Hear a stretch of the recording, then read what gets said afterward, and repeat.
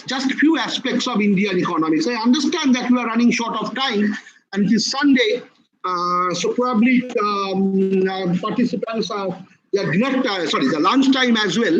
So anyway, so Devanjan, Indian economic slide.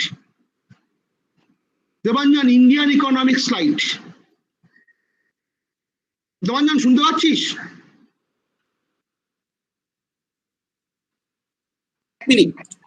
হ্যাঁ, Indian economics. হ্যাঁ sir, এক minute. ঠিক আছে।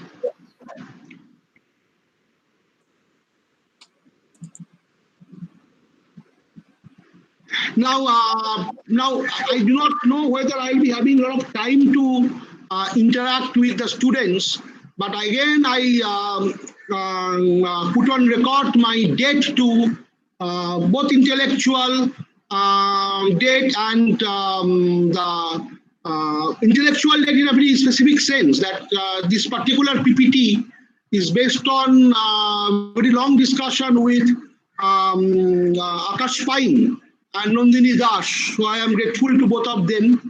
Nandini is one of my co-authors, and Akash Pain is an analyst of a multinational corporation. So during COVID time, I had to interact with Akash Pain. For the last 2-3 months, I have come to know this person. He's a very nice person. So they have helped me a lot. Now, see, the learning objectives is that, now again, this is based on the Calcutta University syllabus. Thank you, Nandini. Calcutta University syllabus. So study of Indian economy as a developing country, but please do note, Indian economy has a colonial legacy. There are many dimensions of colonial legacy: economic, political, and definitely cultural. Then one has to also understand the nature of development and planning in a mixed economy. Then I am just, the syllabus goes like this. However, there is a problem, I mean, not a problem, so to say, there is something somewhat missing in the syllabus nowadays. The so-called plan models are not actually taught. For example, the second 5-year model was done by Mahalanobis, and it's a very elegant 2-sector and 4-sector model, but that has not, but the working of the model actually is not a part of the syllabus. Similarly, the 5th 5-year plan, the very elegant model prepared by Ashok Rudro. In fact, ISI contributed a lot to the development of planning, and DSC as well, particularly due to Sukumar Chakraborty. Anyway, so macroeconomic crisis and ideas behind the concepts of development and disparity. Now, next slide. Next slide. Now see, just hold on to it. Now see, I mean, again, I know very well that I am constrained by the time factor.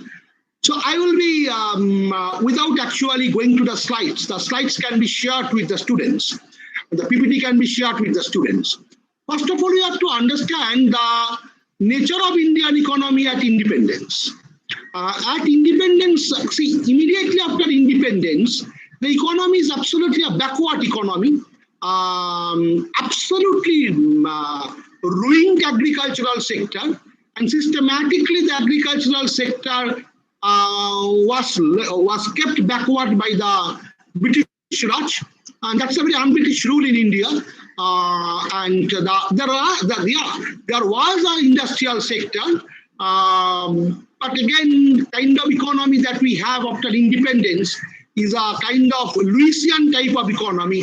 And yes, one thing I would like to tell you, that a good understanding of planning requires 2 things. One is understanding of some basic theories of development, which is not part of the syllabus under CBCS system, and also macroeconomics. But anyway, Indian economy was a kind of dual economy immediately after independence. And then you have to actually plan for development. And this planning for development means that you have to cater to to the aspirations of people of independent India. And that is not a very easy thing because India is a labor surplus economy. So then, how can you actually develop the economy, develop the Indian economy? Now, please do note, you cannot leave everything to the market. So the market has its own distortions, market has its own failures, and the microeconomic text books discuss the reasons for market failures and discuss why state intervention is required. But in a developing country like India, immediately after independence, what was required is a kind of quick growth and the benefits of growth to be equally shared among people. So what Nehru thought of was a kind of socialistic pattern of society. And this idea of Nehru, socialistic pattern of society, and the entire idea of planning is actually based on a kind of Soviet planning during 30s. So that was the kind of intellectual inspiration of Nehru. And one more thing, let me tell you, during 50s and 60s, the international intellectual, academic, and political climate was quite conducive for this type of planning, because people started, major economists started believing in this particular proposition that the so-called free trade may not help an economy to solve these major problems.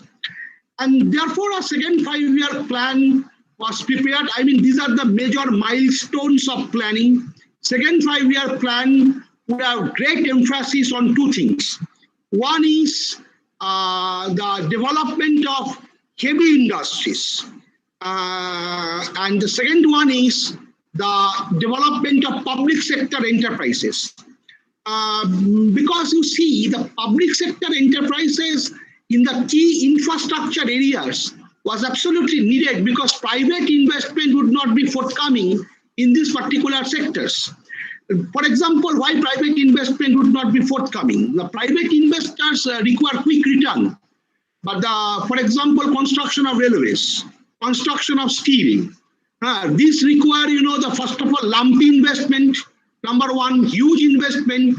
There's a long gestation period. Gestation period means that the project completed and the return coming. So there's a huge time gap between the two. So why private investment will be interested in the development of the heavy industries, the capital goods producing industries? So that should be the role assigned to the public sector enterprises. So these are the two major things. Apart from that, there are other issues related to sectoral balance, which I am skipping off. Third one is the food crisis during 60s. And again, this has the major implications. This food crisis during 60s almost take the Indian economy to a famine type of situation. I am not at all saying that in post-independence, actually famine took place. That I am not saying. Rather, I will be saying what actually we observe even today is not a famine. That means people are purely dying out of starvation. That we do not get. We get actually endemic malnutrition and hunger. Right. So this is a problem. It is not a famine. But the food crisis during 60s led to a famine-like situation. And there was many political movements that time. The food movement in particular in Bengal. So anyway, so then what can be the solution to the problem? Initial idea was that India would take support from America under something called PL 488 program. That means America would export food, or America would give food aid to India. But that program was eventually abandoned. So then you have to look for a strategy for development, strategy for solving the agrarian crisis, the food crisis. Now see, the point is this. Then what was the idea is that can we actually think for a technological revolution? Land reform was initially introduced, but the land reform was always a half-done story. It was never been fully implemented. except in few states like West Bengal and Kerala. But otherwise, land reform was really a half-done story. It's a failure, one may say. And there are authentic documents of the central government suggesting that the land reform is a failure. So anyway, so then the solution was the green revolution technology. Green revolution technology, again, is not an indigenous technology, it is an imported technology. HYBCs, fertilizer, water facilities, green revolution technology is a package of interrelated measures. Now, what actually happened is that it should go to the credit of this green revolution technology that the food crisis was avoided. But there is a flip side of it, that the green revolution technology didn't equally benefit all states. So there are a lot of regional variations, number one. And number two is that there are many interpersonal inequalities within the agrarian sector. Don't think agricultural sector is a monolithic, united sector.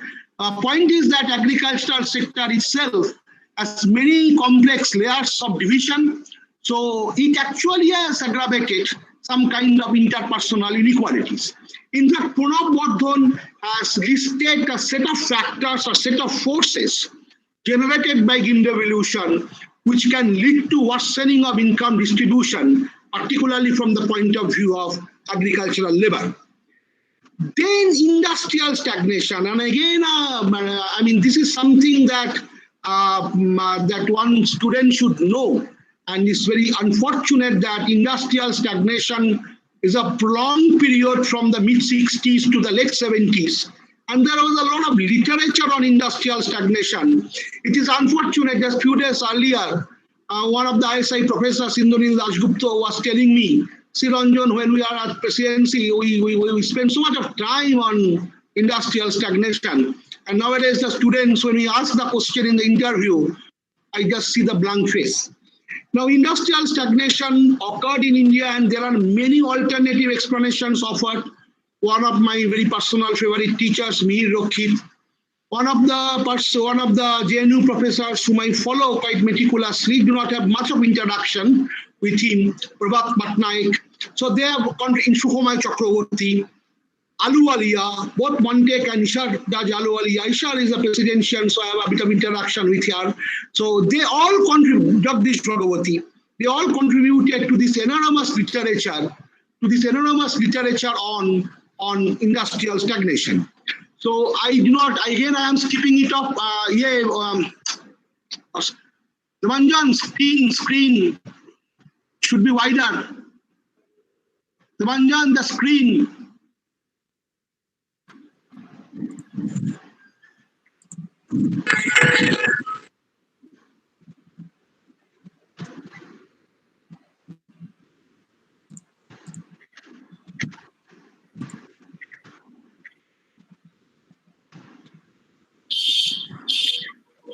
Okay. No. The earlier slide. The Vanjan. Yes, sir. The previous one, because I do not have time to discuss all these things in all great details. Then, no, earlier slide, the Vanjan, please. Yeah. Hold on to it. That's perfect. So industrial stagnation has led to different alternative explanations, rival interpretations, and that's a fantastic debate. Anyway, then we have poverty alleviation and rising discontent with growth fetishism. Now, this growth fetishism has to be highlighted. Growth fetishism means that, what is growth fetishism? Growth fetishism means if an economy grows in terms of output growth or per capita growth, then we may associate growth with development. That means we think that the benefits of growth are equally shared. The benefits of growth percolate, even to the lowest level. But actually, that didn't occur. This is known as the failure of trickle-down mechanism, or the failure of what is called percolation effect. Then actually, Fifth Five-Year Plan laid great emphasis on poverty alleviation program and minimum needs program. The idea of minimum needs was due to an American economist, Paul Stritchen.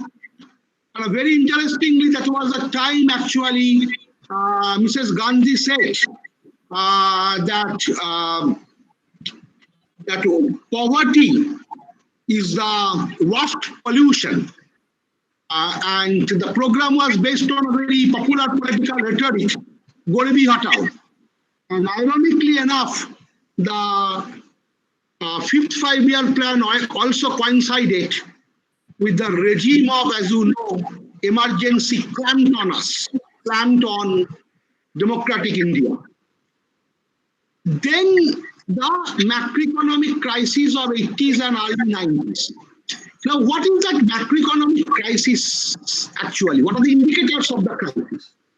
The indicators of the crisis, and actually this macroeconomic crisis was the prelude to economic reforms. This macroeconomic crisis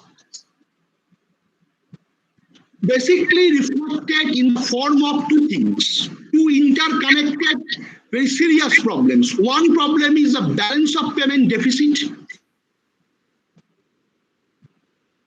low level, such that India can import can finance only 2 weeks import bill.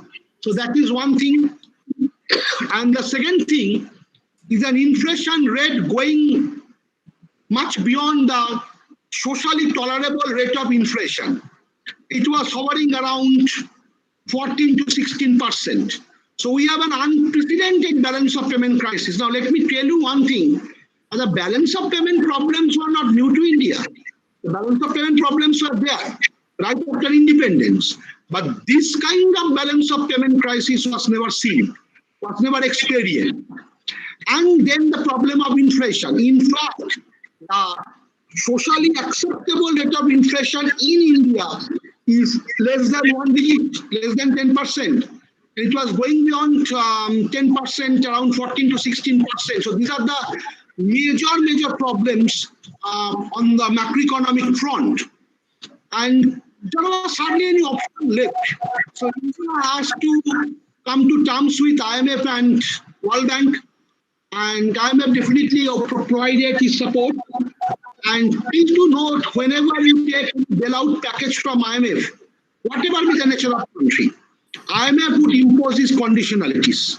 And these conditionalities actually mean the reforms veering in the direction of globalization. And then these reforms is a package. It is a package of stabilization and structural adjustment. Now let me tell you what is stabilization and what is structural adjustment. The stabilization program is a very short-term macroeconomic program which is primarily designed to eliminate macroeconomic disequilibrium. That means the stabilization program is a program to solve the problem of balance of payment and inflation. Structural adjustment program is a long-term program of reforms.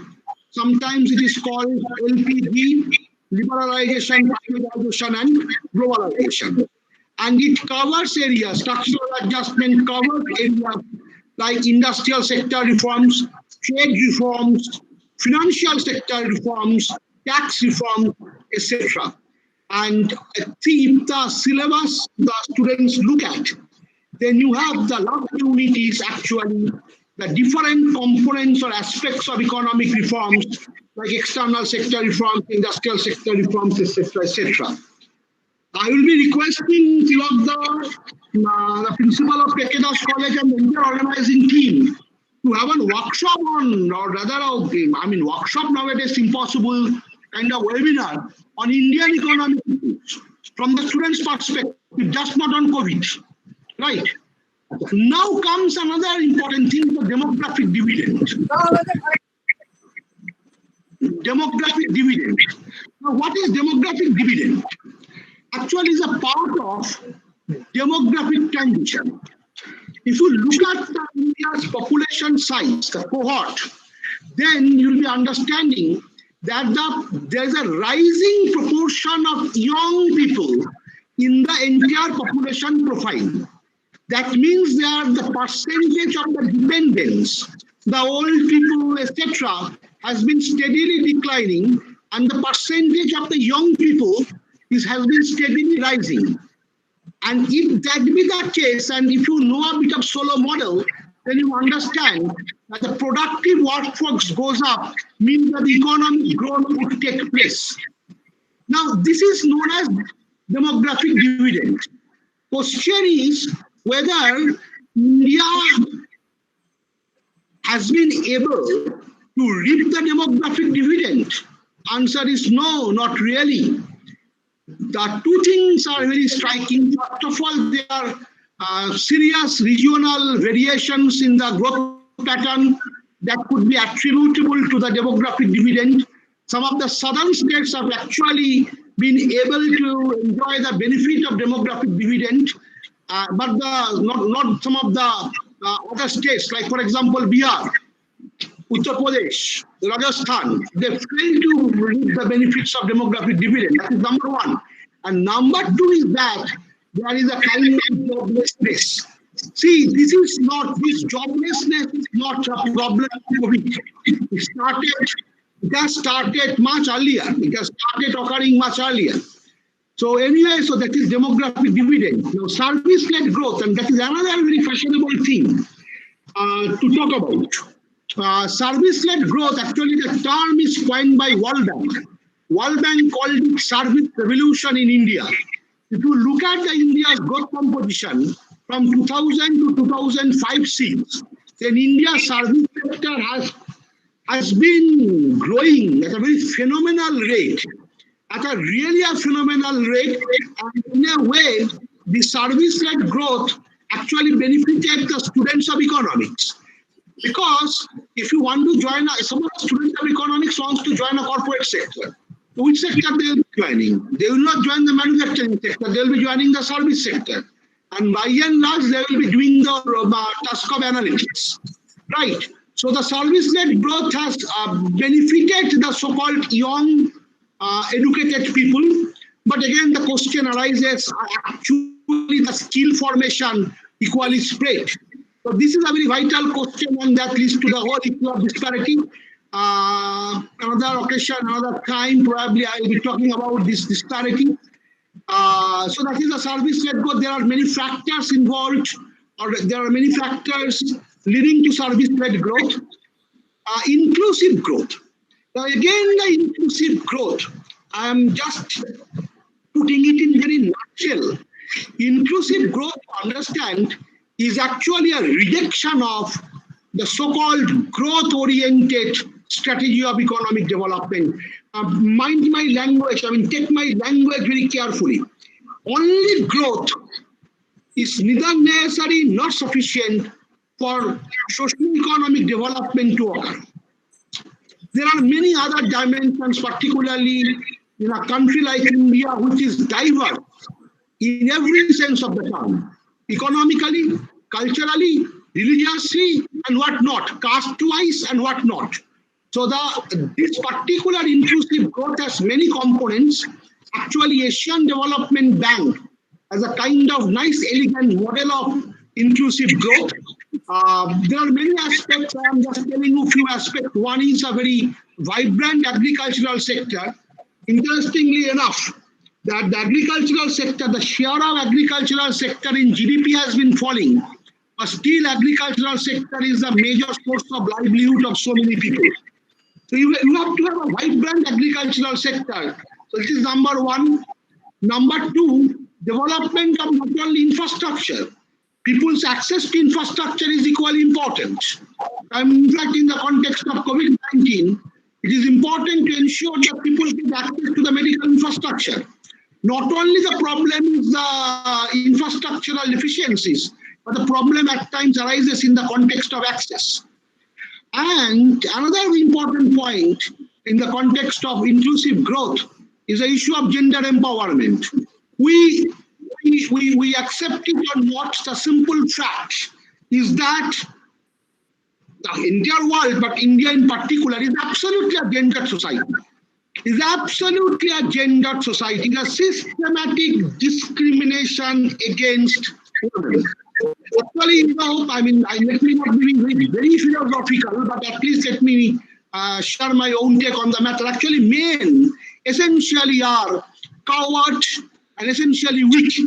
Since they know that they are weak, they try to dominate, they try to impose patriarchy on women. So gender empowerment, the gender elimination of the gender wage gap, the elimination of the gender gap in the educational attainment is a very important issue. For example, in the context of the school enrollment, if you look at even the poor families, they send their boys to the girls, the sons, to schools. And the girl children are actually manage the household chores, helping mom. So this is the problem. So gender empowerment is another important dimension of inclusive growth, and that should be an appropriate emphasis on that. So, Beti Parao is a very good policy, at least on paper. So there are other aspects of inclusive growth. Finally, COVID-19 and economic adjustment. Now, see, there are two aspects of COVID interrelated. They are. One is definitely the medical dimension. Another one is the economic dimension. So, the medical dimension is not our domain. So, I am not commenting on that. The economic dimension. Actually, what happened is that the lockdown. Now see, the lockdown was inevitable, but the lockdown is a temporary solution. The final solution is that I am not talking about the so-called herd immunity and all that. I do not know the meaning of herd immunity. Though from the theory of asymmetric information, I understand the herd behavior in economics, but the herd immunity I do not know. So I am not talking about that. Things like that, COVID exposes two things very blatantly. One is that the typical market fails in crisis situation. You require state intervention. You require state to be proactive. So this is one. This is an experience worldwide. And in the Indian context, this experience, this is another thing to be very seriously taken note of. Look at the performance. People actually discuss compare between these two models. One is the so-called very popular Gujarat model of development, and the other one is the Kerala model of development. One can take one's own position, at least in the context of COVID.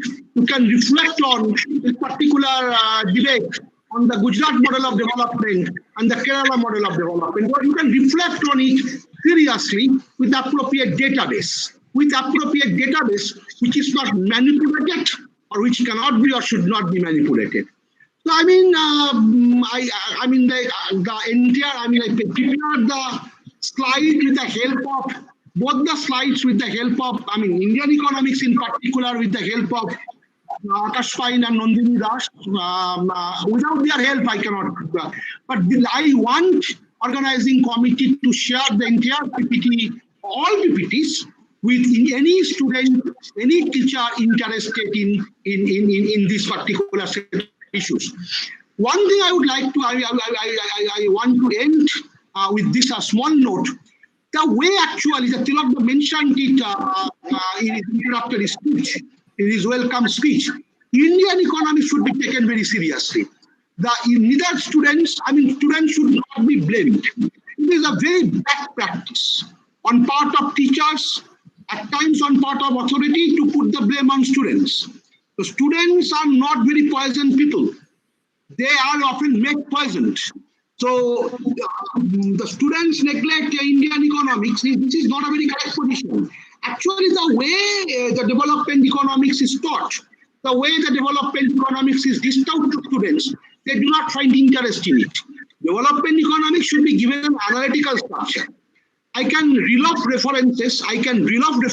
One is definitely Sukumar Chakraborty. Nandini Das has been telling me even yesterday that Sukumar Chakraborty I am reading and I'm getting a lot of inputs from it.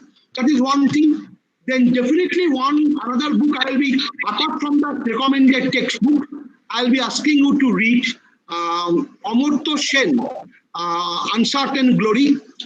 This is one thing, and exactly the opposite viewpoint.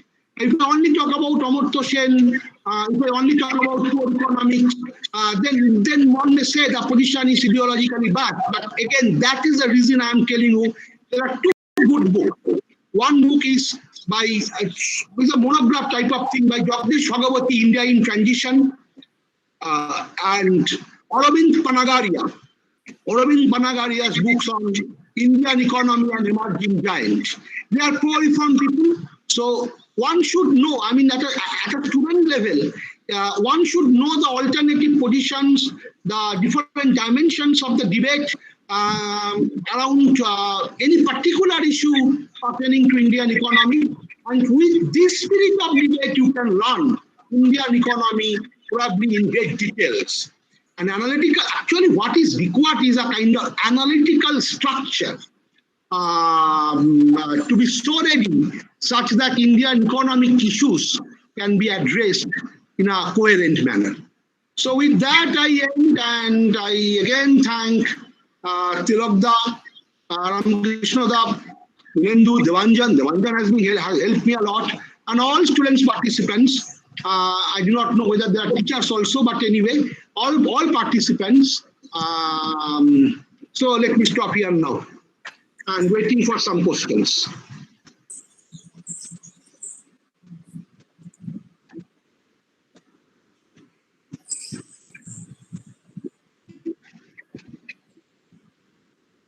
Waiting for some questions. Sir, there is a question from Mudhumita Sen.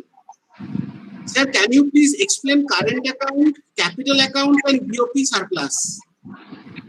That was the part of the open economy macroeconomics. See, simple thing. The current account plus capital account gives you the balance of payment situation. Current account consider all current account and capital account consider all items, all credit items, consider all debit items. Then take the difference between the aggregate value of credit items and aggregate value of debit items. If the difference is positive, that means aggregate value of credit greater than aggregate value of debit on current and capital account put together, then it means BOP surplus. Negative means BOP deficit. Equal means BOP equilibrium. Okay. So next question is from Sneha Shaha. Sir, can you please explain fixed exchange rate? She is from Victoria Institution. What exchange rate? Fixed exchange rate. Oh, fixed exchange rate. Fixed exchange rate, again, this is a question related to macroeconomics. I want to receive some questions from Indian economics. Fixed exchange rate is set by the central bank. Central bank fixes the exchange rate. That means central bank defends the exchange rate.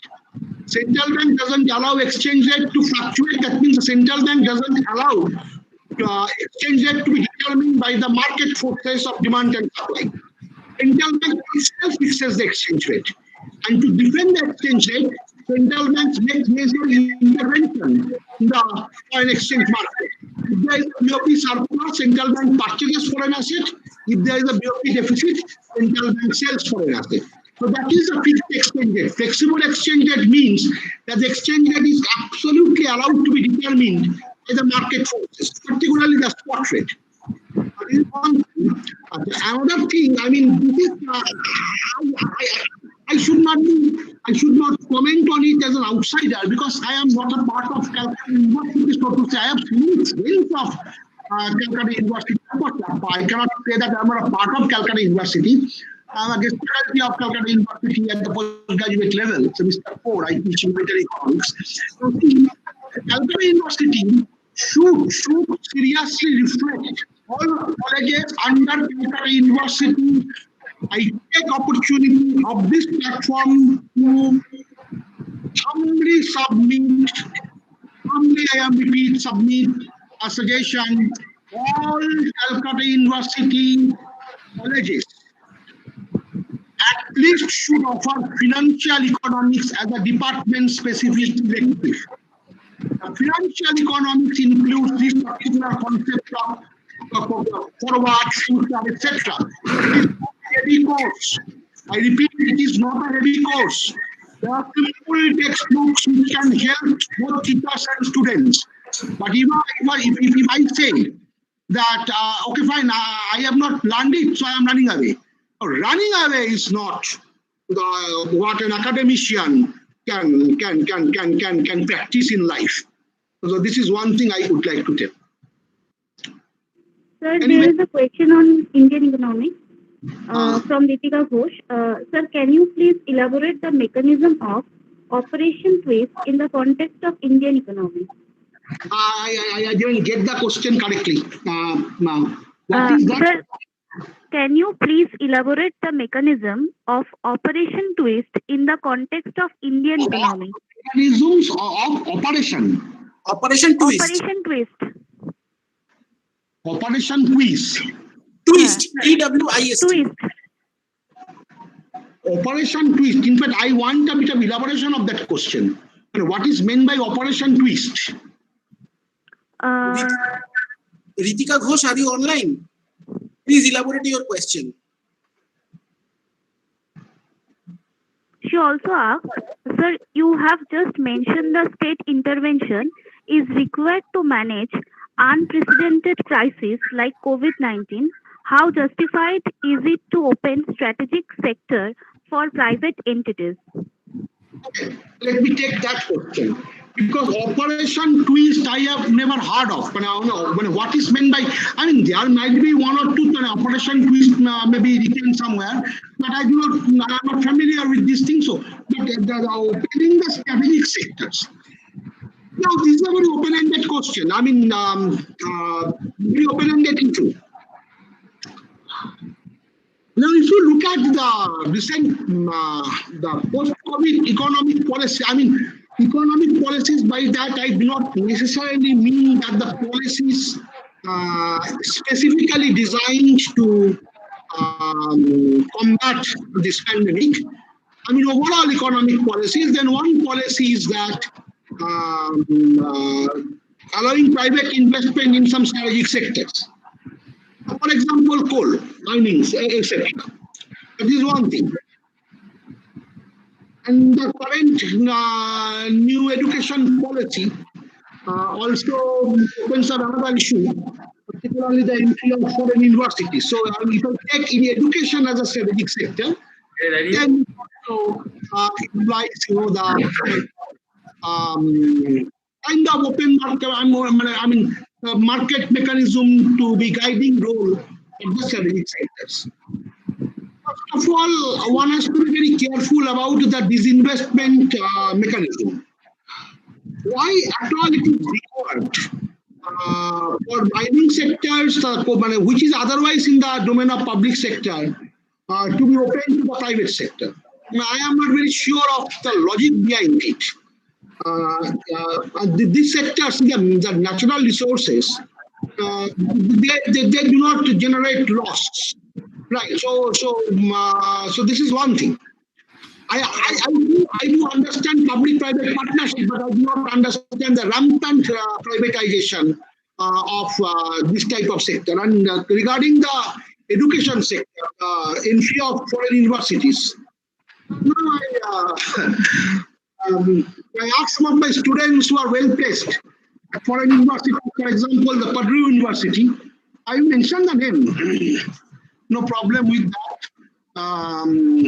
Kejriwal, one of the budding econometricians nowadays. Will Purdue University open a branch in West Bengal? So Mohitosh answered me back like this. Actually, he's in the charge of the PhD cell. So the foreign students applying for PhD at Purdue University goes routed through the Mohitosh. So I love my country. I love my India. I love West Bengal and Kolkata. But if it comes to open a branch in Kolkata, then I have to take at least 10 years' time, because after all, it's a foreign direct investment. What is the record of foreign direct investment in the last few years without COVID? COVID is a recent phenomenon. What is the record of the foreign direct investment? Is it really flowing? Has it been really flowing amount to India? Answer is no, not really. As actually, even the NRIs, the non-resident Indians, responded hugely spontaneously make in India. এই ব্যাপারটা আছে সেটা Not really. বাইরে accept করতে হবে। What else?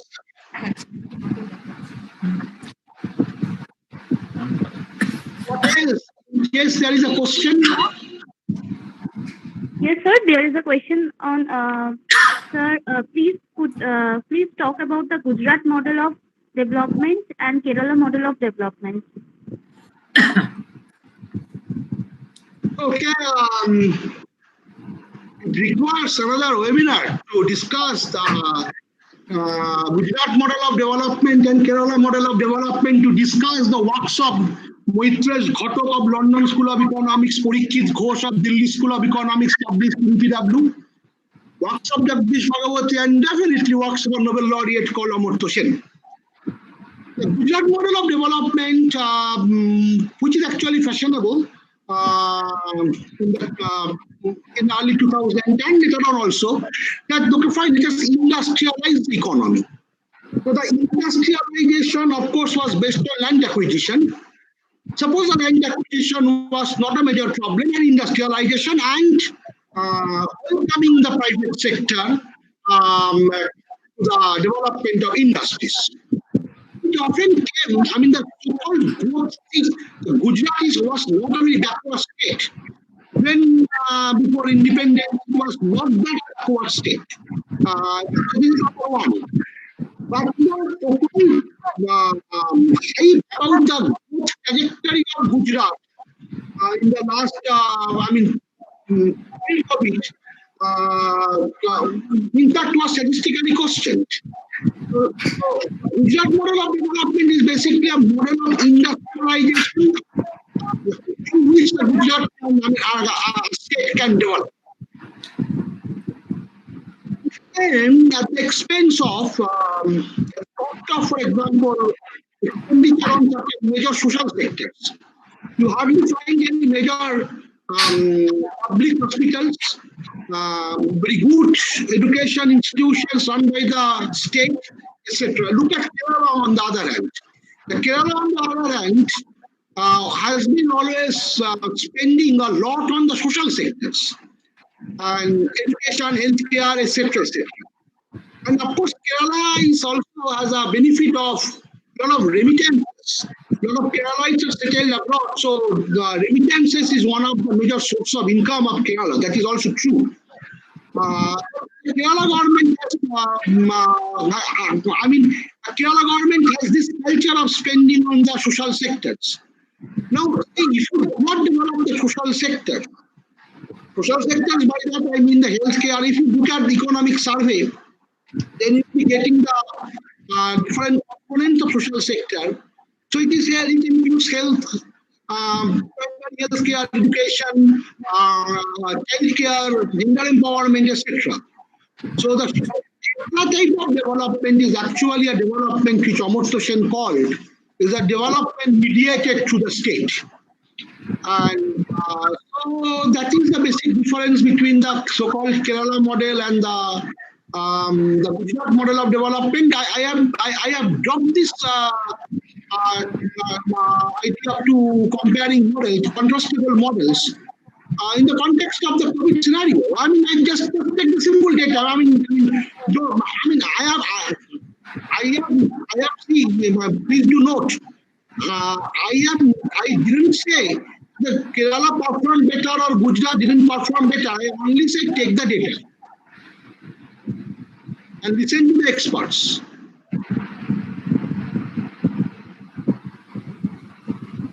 So there is another question. Sir, can you please explain how Indian economy was affected by the Green Revolution? Oh, again, yes, I can. This is again another issue that I can speak on for hours. I think I'm tired also. But anyway, the primary thing is that revolution requires some kind of infrastructural facilities, particularly irrigation. HY means high yielding variety seeds and fertilizer, but it requires uninterrupted water supply. Now, if a country, or sorry, if a state doesn't have this infrastructure, then the green revolution could not be simply applied to the state. Number one. Number two, in revolution promoted actually capitalistic farming. I am following Punab Bordhan. Capitalistic farming. And when it is a capitalistic farming, what actually happens is that a lot of agricultural workers were displaced. So the real wage of the agricultural workers has fallen. And the agricultural growth, one thing should go to the credit of the revolution that at least it avoided, helped India economy to avoid the food crisis, to circumvent the food crisis. But the point is that the benefits of the growth were not equally shared. So actually, another this point to be taken note of, green revolution was a new technology. And suppose I am a rich farmer. A rich farmer means that I have a lot of resources. In the Russian terminology, it means kulak. K-U-L-A-K, kulak. Suppose I am kulak. And suppose you represent government. And you come to me and tell me that you please choose this technology. But the technology was new to me. So what I will be asking from you is that you give me credit at a subsidized rate. So there are all credit subsidy given. That means I get institutional credit at a very low rate of interest. Then in case of a crop failure, then the government has to, buy the food at a price, procurement price, which can cover the cost of production, unit cost of production. But the point is that since the issue is essentially access to institutional credit, the poor farmers, suppose the farmers with very small acres of land, could not access the agricultural credit because they could not meet the so-called requirement. So the benefits of the so-called agricultural growth induced by the revolution handsomely accrued to the rich farmers and didn't go to the poor farmers. So that means it has generated the not only interregional inequality in terms of growth, but also interpersonal inequality in a case in which otherwise green revolution was successful. Yeah.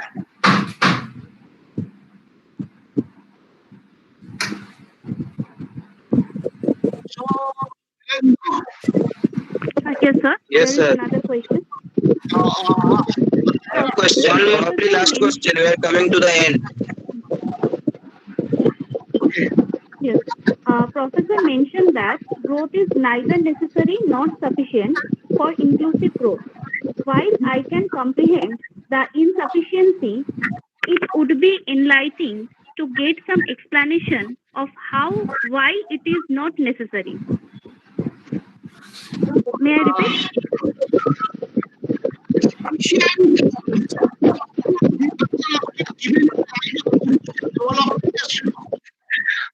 Development as freedom requires again an understanding of what is called entitlement approach or capability approach.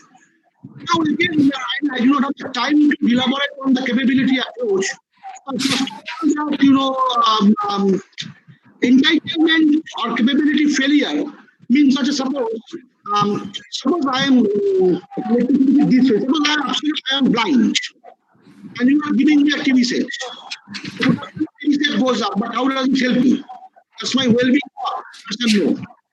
Suppose a person is lame, you give him a bicycle. So how does it help him? It doesn't help him. Actually, capability means, and according to Shen, is a set of beings and doings. So that is necessary. In fact, Amartya Sen went further.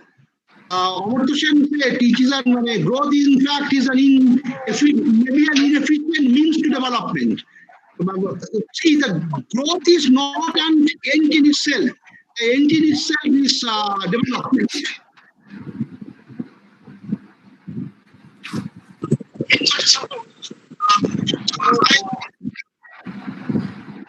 Sir, I am Oishi Mujumdar from Ashutosh College. I just have a request that you talk about financial economics as our DSE.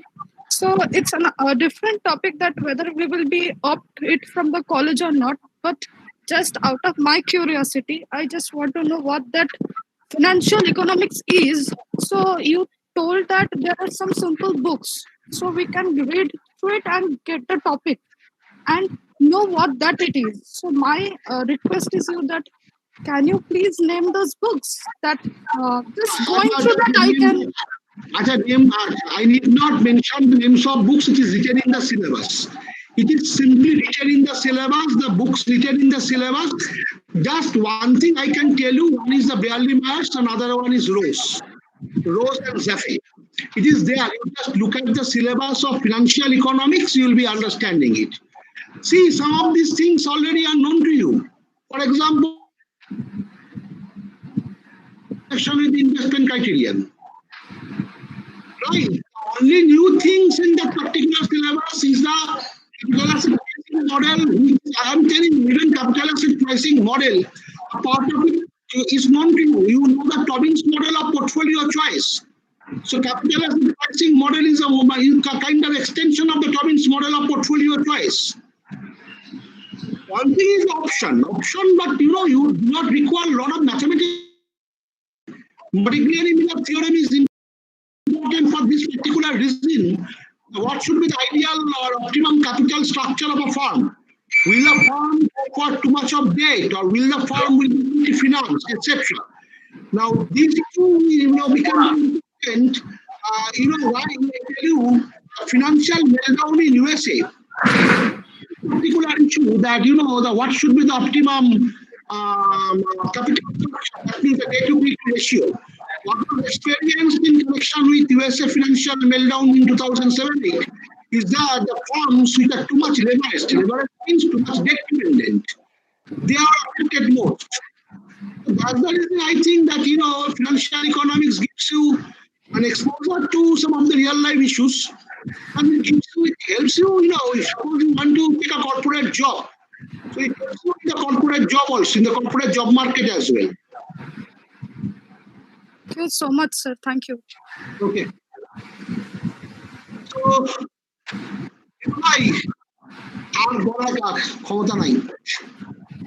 Thank you, sir. Okay.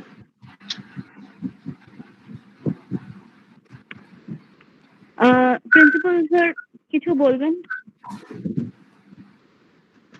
অনেকক্ষণ সময় spill over করেছে, ছেলে মেয়েদের অনেক প্রশ্ন আছে তাই এটা করছে, তবে এটাও দেখছি অনেকে লিভ করে চলে যাচ্ছে। আমার ধন্যবাদ দেওয়ার কথা, রঞ্জন আমার বন্ধু, ধন্যবাদ দেব না, আগের দিনের মতন আজকেও বলবো। তুমি এসেছো, তুমি বলেছো, আমরা সবাই ধন্য। আমার দুটো ধারণা হয়েছে, বলি সেটা। এক নম্বর, ম্যাক্রো ইকোনমি মানে ওপেন ইকোনমি ম্যাক্রো ইকোনমি যখন বলা হয়েছে, it was a continuation of what he told yesterday, day before yesterday. তার একটা মিনিংফুল এন্ডের দিকে ওটা গড়েছে, ফলে এবং ছেলেমেয়েরা যে বুঝেছে সেটা reflected from the fact that many of the questions have come from that particular area. এবং রঞ্জন তার সমস্ত স্লাইডের মধ্যে ইন্ডিয়ান ইকোনমির অনেকগুলো বিষয়ের কথা মেনশন করেছেন, কিন্তু একটি মাত্র স্লাইডেই সেগুলো মেনশন করেছেন, যেটা এর কোনোটাতেই উনি বলবার মতন সময় ছিল না তাই বলতে পারেননি, কিন্তু এটা বুঝিয়ে দিয়েছেন যে এটা প্রত্যেকটা বিষয় নিয়ে বলা যায়। আমি নিজেও একটা সময় ইন্ডিয়ান ইকোনমিক্স নিয়ে প্রচন্ডই ইন্টারেস্টেড ছিলাম, ইনভলভ ছিলাম। আজ আমি অ্যাডমিনিস্ট্রেশনে বলে হয়তো একটু ডিস্টেন্সড হয়ে আছি, বাট আমার নিজস্ব প্যাশন হচ্ছে ইন্ডিয়ান ইকোনমিক্স। আমিও মন দিয়ে খুব শুনলাম। কোথাও আমার তো ধারণা আছে, ছাত্রছাত্রীদের উদ্দেশ্যে বলি, never neglect Indian economics, because পড়াশোনা যাই করো, এন্ট্রান্স এক্সামিনেশন যাই দাও, যেখানে যতই সফল হও শেষমেশ ইন্টারভিউ ফেস করতে হবে, সেখানেও ইন্ডিয়ান ইকোনমিক্স। আর সেই ইন্টারভিউতে সফল হয়ে যে জবে ঢুকবে, ultimately as an Indian you will be working in a work place which will refer to the Indian economic context. If in India, যদি তুমি USA গিয়ে চাকরি করো, that might be different, but you cannot afford to avoid Indian economics. Ranjan এটা mention করেছে, এর জন্য ছাত্ররা অতটা দায়ী নয়। আমি ডিবেটে না ঢুকেও বলছি, কিছু মিসকনসেপশন সামহাউ গ্রো করে গেছে, ইন্ডিয়ান ইকোনমিক্স মানে অনেক মুখস্থ করতে হয়, এটা কিন্তু একদম ঠিক নয়। ইন্ডিয়ান ইকোনমি একটা ইকোনমি যার একটা স্ট্রাকচারাল এক্সপ্লেনেশন আছে। আগে কিছুটা ডেভেলপমেন্ট ইকোনমি পড়া দরকার, কিছু পলিটিক্যাল ইকোনমি পড়া দরকার। এই সমস্ত আন্ডারস্ট্যান্ডিং গুলো যদি একটু সাউন্ড হয়ে যায়, এবং সেগুলো কারিকুলামেরও দরকার হয় না, if you can have certain pleasure reading of some good books, some authentic books, একটা আন্ডারস্ট্যান্ডিং যদি হয়ে যায়, তাহলে ইন্ডিয়ান ইকোনমিক্সকে অনেক বেশি স্ট্রাকচার্ড ওয়েতে পড়া যায়, এবং ওইভাবে পড়লে গল্পের মতন সেটা মনেও রাখা যায়। হ্যাঁ, অমুক সালে ডেফিসিট ছিল, এই প্রশ্নটা হয়তো মুখস্থ করতে হয়, যে বেশ কিছু জায়গাতে কিছু প্রশ্ন আসে যে 2017 সালে ফিসকাল ডেফিসিট কত ছিল। এটা আমার ব্রহ্মীসার খুব বেশি না খেয়ে থাকলে আমি নাও মনে রাখতে পারি। That is not Indian economics. এর বাইরে কিন্তু একটা ইন্ডিয়ান ইকোনমিক্স আছে, যেখানে নিজের দেশকে জানা যায়, নিজের দেশের অর্থনীতিকে জানা যায়। সেই পড়া, এই পঠন পাঠনটা কিন্তু ছাত্রছাত্রীদের এই লেভেলে প্রচন্ড ভাবেই দরকার। যে এই যে প্ল্যাটফর্মটার কথা এখানে বলা হলো, এবং রঞ্জনও এটা রাইটলি মেনশন করেছে, যে অন্তত ইন্ডিয়ান ইকোনমিক্স 2 ঘন্টায় বলা তো কিছুতেই যাবে না।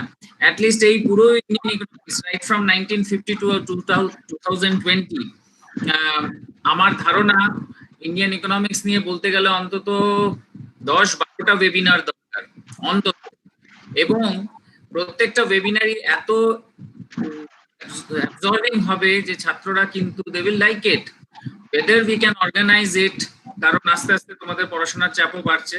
তো এইটুকুন মনে করছি, I was talking to Nilendu and to Ranjan also, যে whether we can organize face by face এক এক দিন এক একটা বিষয়ের উপরে অলমোস্ট যদি এই ধরনের কোনো কোর্স করা যায়, তাহলে be a great help to the students. আবার এই বলে শেষ করি, Indian economics cannot be neglected. Indian economics এবং বন্ধু বান্ধবরা একটু গ্রুপ ওয়ার্ক করে যদি পড়ো, দেখবে ইন্ডিয়ান ইকোনমিক্স পড়তে কিন্তু সোজাই লাগছে। এই বলে আমি একাডেমিক কথাবার্তা শেষ করছি। এবারে আমার এই চেয়ার থেকে যেটুকুন বলার দরকার সেটা বলি। আবারও বলি, বন্ধু রঞ্জনকে আমি ধন্যবাদ জানাবো না, আমার ভালো লেগেছে, আমরা আবার তাকে আনবো আমাদের এই ভালো লাগাকে প্রকাশ করে, এবং ছাত্রদের কাছে তাকে পৌঁছে দেব। আর থ্যাঙ্কস জানানোর জন্য আমি কর্তৃপক্ষ, ইন পার্টিকুলার প্রিন্সিপাল অবশ্যই, এবং মৃদুল ভাই, who handling the entire technical platform for the last 7 to 10 days, এই প্ল্যাটফর্ম এবং এত স্টুডেন্টকে, এত বাইরে টিচার্সদের কানেক্ট করার জন্য প্রচন্ড পরিশ্রম করেছে, তাই মৃদুল ভাইকেও অনেক ধন্যবাদ জানাই। আর একজনের কথা একদম না বললে নয়, এই Debanjan Banerjee, who has become a,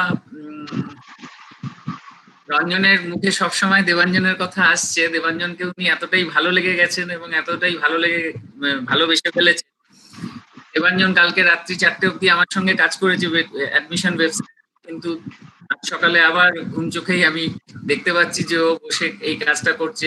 he has never read economics, কিন্তু macro model, micro model, Indian economics সমস্ত মডেল, সমস্ত ইকুয়েশন কি সুন্দর বসে বসে শুনছে এবং একটার পর একটা স্লাইড উপস্থাপনা করছে। Very special thank you to Debanjan. Definitely organiser Nilendu এবং পূজাকেও আমি আমার ধন্যবাদ জানিয়ে নয়, এই উৎসাহ দিয়ে যে আগামী দিনে ছাত্রদের প্রয়োজন আর যা কিছু, সেটাকে ফিডব্যাক ফর্মের মাধ্যমে বুঝে নিয়ে আগামী দিনে আরো কিছু ওয়েবিনারের ব্যবস্থা করো, in particular to the areas of Indian economics, so that they are really benefited. বোধহয় আমি আবারও রিপিট করছি, বোধহয় এই পার্টিকুলার ডোমেনটা একটু নেগলেক্টেড হয়ে আছে কলেজে। যদি সত্যি এটা নেগলেক্টেড হয়ে থাকে, more so in a Covid situation যেখানে ক্লাস হচ্ছে না, please think of organizing webinars on Indian economics. Ranjan, যদি আমি কোথাও ভুল বলে থাকি একটু সংশোধন করে দিতে পারো, but I emphasize on further more webinars on Indian economics. Thank you, Ranjan, and thank you all the students here who are present. We will inform you about webinars in the days to come. অবশ্যই কালকে একটি webinar আছে, Kaushik sir আসবেন এবং তোমরা সেটা শুনবে। তারপরে এই 4 দিনের যে ওয়েবিনার, সেই সিরিজটা শেষ হবে। অন্যান্য ওয়েবিনার তোমাদের গ্রুপের মাধ্যমে জানানো হবে। Thank you sir. Thank you. Thank you, sir. Thank you so much, sir.